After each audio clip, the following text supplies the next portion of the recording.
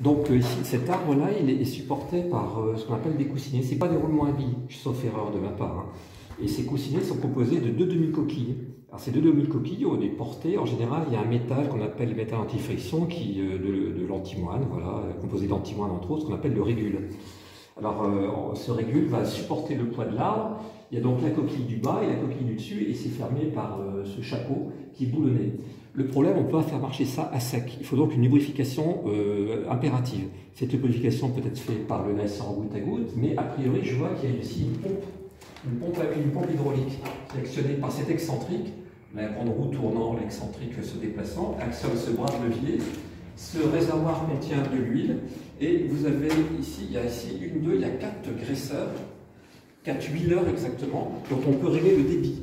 Donc on voit le goutte à goutte descendre progressivement dans ces tubes en verre, hein, ici on voit les tubes en verre, pour amener l'huile sur les différents paliers ou coussinets. Voilà. Donc il y en a un ici, chaque portée possède sa propre lubrification. Voilà.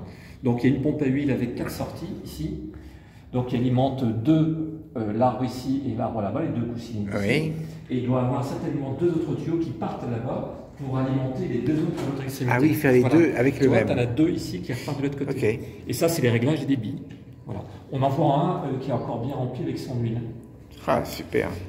Donc il y a plusieurs possibilités. Hein. En général, c'est des fois avec du goutte à goutte. Et là, ça peut être probablement, je pense, sous pression. Donc on vérifie qu'il y a bien l'huile qui est là. Quoi. Et on règle les débits.